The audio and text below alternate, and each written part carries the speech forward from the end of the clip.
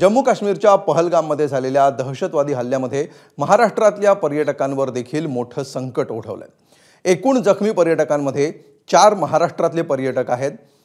माणिक पाटील आणि एस भालचंद्र अशी दोघांची नावं समोर आली आहेत। दहशतवादी हल्ल्यामध्ये आतापर्यंत 2 जणांचा मृत्यू झाल्याची माहितीही समोर येते। हा आकडा आणखी वाढण्याची शक्यता आहे।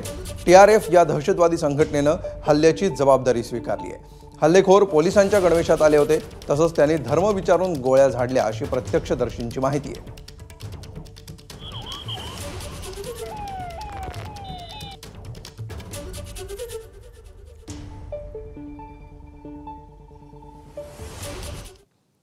तर दहशतवादी हल्ल्यामध्ये पुण्यातल्या एका कुटुंबावर मोठं संकट ओढवलंय। या कुटुंबातल्या 2 पुरुषांवर गोळीबार करण्यात आलाय। एका पुरुषाला 3 गोळ्या लागल्यात, त्यांची प्रकृती गंभीर आहे। ज्यावेळी गोळीबार झाला त्यावेळी हे कुटुंब काश्मीर खोऱ्यामध्ये फोटो काढण्यात मग्न होतं। ज्यावेळी दहशतवादी आले आणि नाव विचारत गोळीबार करत सुटले। आणि अधिक माहिती घेऊया, आमचे प्रतिनिधी मंदार गोंजारी सध्या आपल्या सोबत आहेत। मंदार, काय नेमकी या प्रवाशांबद्दल आणि त्यांच्या सध्याच्या स्थितीबद्दलची माहिती मिळते? पहलगाममध्ये हा जो दहशतवादी हल्ला झालेला आहे त्यामध्ये पुण्यातील काही पर्यटक जखमी झालेले आहेत, ज्यामध्ये 5 जणांच्या या कुटुंबातील 2 पुरुषांचा समावेश आहे।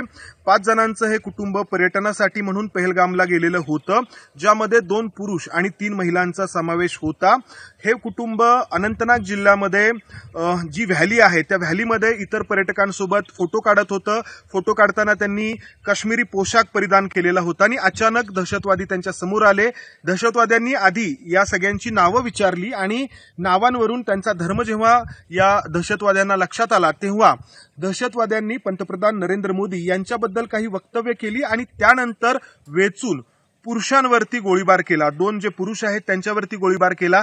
त्यापैकी एका पुरुषाला 3 गोळ्या लागलेल्या आहेत आणि या व्यक्तीची प्रकृती गंभीर आहे। उपचारांसाठी या व्यक्तीला रुग्णालयामध्ये हलवण्यात आलेलं आहे। दुसरा पुरुष देखील जखमी आहे। या कुटुंबातील ज्या इतर 3 महिला आहेत त्यांना यामध्ये इजा झालेली नाही। तर या 5 जणांच्या कुटुंबापैकी 2 जे पुरुष आहेत त्यांच्यावरती गोळीबार झालाय। एकाची प्रकृती गंभीर आहे। मात्र या कुटुंबाच्या व्यतिरिक्त आणखी काही पुण्यातील पर्यटक आहेत जे या हल्ल्यामध्ये जखमी झालेत। धन्यवाद मंदार या सविस्तर माहितीबद्दल। एबीपी माझा, उघडा डोळे बघा नीट।